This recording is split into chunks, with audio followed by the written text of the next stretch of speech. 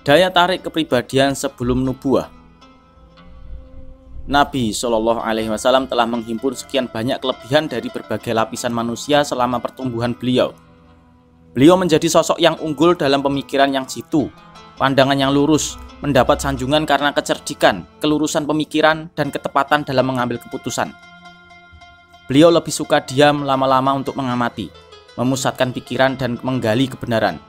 Dengan akalnya, beliau mengamati keadaan negerinya. Dengan fitrahnya yang suci, beliau mengamati lembaran-lembaran kehidupan, keadaan manusia dan berbagai golongan. Beliau merasa risih terhadap khurafat dan menghindarinya. Beliau berhubungan dengan manusia dengan mempertimbangkan keadaan dirinya dan keadaan mereka. Selagi mendapatkan yang baik, maka beliau mau bersekutu di dalamnya. Jika tidak, maka beliau lebih suka dengan kesendiriannya. Beliau tidak mau meminum khamr, tidak mau makan daging hewan yang disembelih untuk dipersembahkan kepada berhala, tidak mau menghadiri upacara atau pertemuan untuk menyembah patung-patung.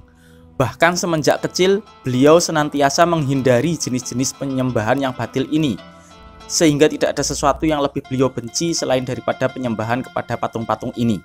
Dan hampir-hampir beliau tidak sanggup menahan kesabaran tatkala mendengar sumpah yang disampaikan kepada Lata dan Uzza. Tidak diragukan lagi bahwa takdir telah mengelilingi agar beliau senantiasa terpelihara. Jika ada kecenderungan jiwa yang tiba-tiba menggelitik untuk mencicipi sebagian kesenangan dunia atau ingin mengikuti sebagian tradisi yang tidak terpuji, maka pertolongan Allah masuk sebagai pembatas antara diri beliau dan kesenangan atau kecenderungan itu. Ibnul Katsir meriwayatkan bahwa Rasulullah SAW pernah bersabda, "Tidak pernah terlintas dalam benakku suatu keinginan untuk mengikuti kebiasaan yang dilakukan orang-orang jahiliyah kecuali hanya 2 kali. Namun kemudian Allah menjadi penghalang antara diriku dan keinginan itu. Setelah itu aku tidak lagi berkeinginan sedikit pun hingga Allah memuliakan aku dengan risalah-risalahnya. Suatu malam aku pernah berkata kepada seorang pemuda yang sedang menggembala kambing bersamaku, karena aku hendak masuk Mekah dan hendak mengobrol di sana seperti dilakukan para pemuda lain. Aku akan melaksanakannya," kata pemuda rekanku. Maka aku beranjak pergi. Di samping rumah pertama yang kulewati di Mekah, aku mendengar suara tabuhan rebana. "Ada apa ini?" aku bertanya. Orang-orang menjawab, "Perhelatan pernikahan Fulan dan Fulana." Aku ikut duduk-duduk dan mendengarkan. Namun Allah menutup telingaku dan aku langsung tertidur hingga aku terbangun karena sengatan matahari esok harinya. Aku kembali menemui rekanku dan dia langsung menanyakan keadaanku. Maka aku mengabarkan apa yang terjadi.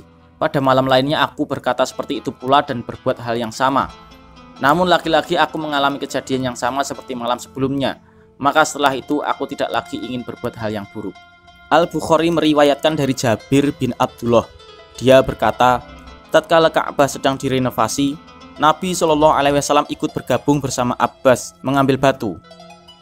Abbas berkata kepada beliau, "Angkatlah jubahmu hingga di atas lutut agar engkau tidak terluka oleh batu." Namun karena itu beliau justru jatuh terjerembab ke tanah. Maka beliau menghujamkan pedangnya ke langit. Kemudian bersabda, "Ini gara-gara jubahku. Ini gara-gara jubahku." Lalu beliau mengikatkan jubahnya. Dalam riwayat lain disebutkan, setelah itu tidak pernah terlihat beliau menampakkan auratnya. Nabi SAW menonjol di tengah kaumnya karena perbuatannya yang lemah lembut, akhlaknya yang utama, dan sifat-sifatnya yang mulia. Beliau adalah orang yang paling utama kepribadiannya di tengah kaumnya, paling bagus akhlaknya, paling terhormat dalam pergaulannya dengan para tetangga, paling lemah lembut, paling jujur perkataannya, paling terjaga jiwanya, paling terpuji kebaikannya, paling baik amalnya, paling banyak memenuhi janji, paling bisa dipercaya hingga mereka menjulukinya Al-Amin. Karena beliau menghimpun semua keadaan yang baik dan sifat-sifat yang diridhoi orang lain. Keadaan beliau juga digambarkan Ummul Mukminin Khadijah radhiyallahu anha. Beliau membawa bebannya sendiri, memberi orang miskin, menjamu tamu, dan menolong siapapun yang hendak menegakkan kebenaran. Renovasi Ka'bah dan pengambilan keputusan. Pada usia 35 tahun, orang-orang Quraisy sepakat untuk merenovasi Ka'bah. Ka'bah pada saat itu berupa susunan batu-batu, lebih tinggi dari badan manusia, tepatnya 9 hasta yang dibangun sejak masa Ismail, tanpa ada atapnya, sehingga banyak pencuri yang suka mengambil barang-barang berharga yang tersimpan di dalamnya. Dengan kondisi seperti itu, bangunan Ka'bah semakin rapuh dan dindingnya pun sudah pecah-pecah. 5 tahun sebelum kenabian, Mekah dilanda banjir besar hingga meluap ke Baitul Haram, sehingga sewaktu-waktu bisa membuat Ka'bah runtuh. Sementara itu, orang-orang Quraisy dihinggapi perasaan bimbang antara merenovasi Ka'bah dan membiarkannya seperti adanya. Namun akhirnya mereka sepakat untuk tidak memasukkan bahan-bahan bangunannya kecuali yang baik-baik. Mereka tidak menerima masukan upah dari pelacur, jual beli dengan sistem riba, dan rampasan terhadap harta orang lain. Sekalipun begitu, mereka merasa takut untuk merobohkannya. Akhirnya Al-Walid bin Al-Mughirah Al-Makhzumi mengawali perobohan bangunan Ka'bah, lalu diikuti semua orang. Setelah tahu tidak ada seorang pun yang menimpa Al-Walid, mereka terus bekerja merobohkan setiap bangunan Ka'bah hingga sampai Rukun Ibrahim. Setelah itu mereka siap membangunnya kembali. Mereka membagi sudut-sudut Ka'bah dan mengkhususkan setiap kabilah dengan bagiannya sendiri-sendiri. Setiap kabilah mengumpulkan batu-batu yang baik dan mulai membangun. Yang bertugas menangani urusan pembangunan Ka'bah ini adalah seorang arsitek kebangsaan Romawi yang bernama Bakum. Tatkala pembangunan sudah sampai di bagian Hajar Aswad, mereka saling berselisih tentang siapa yang berhak mendapatkan kehormatan meletakkan Hajar Aswad itu di tempat semula. Perselisihan ini terus berlanjut selama 4 atau 5 hari tanpa ada keputusan.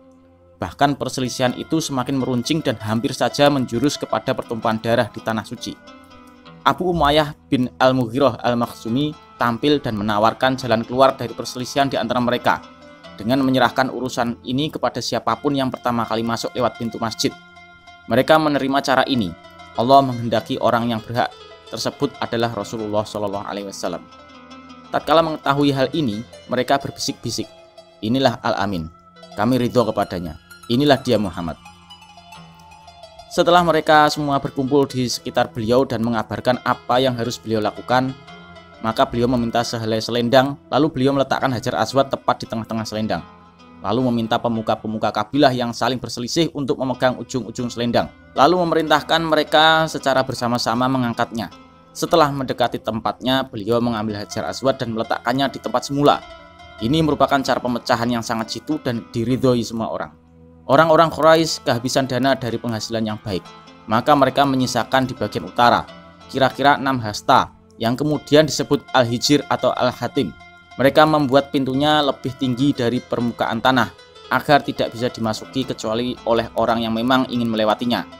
Setelah bangunan Ka'bah mencapai ketinggian 15 hasta, mereka memasang atap dengan disangga 6 sendi. Setelah jadi, Ka'bah itu berbentuk segi 4, yang ketinggiannya kira-kira mencapai 15 meter. Panjang sisinya di tempat Hajar Aswad dan sebaliknya adalah 10 kali 10 meter. Hajar Aswad itu sendiri diletakkan dengan ketinggian 1,5 meter dari permukaan pelataran tempat tawaf. Sisi yang ada pintunya dan sebaliknya setinggi 12 meter. Adapun pintunya setinggi 2 meter dari permukaan tanah. Di sekeliling luar Ka'bah ada pagar dari bagian bawah ruas-ruas bangunan. Di bagian tengahnya dengan ketinggian 1/4 meter dan lebarnya kira-kira 1/3 meter. Pagar ini dinamakan Asy-Syazarawan. Namun kemudian orang-orang Quraisy meninggalkannya.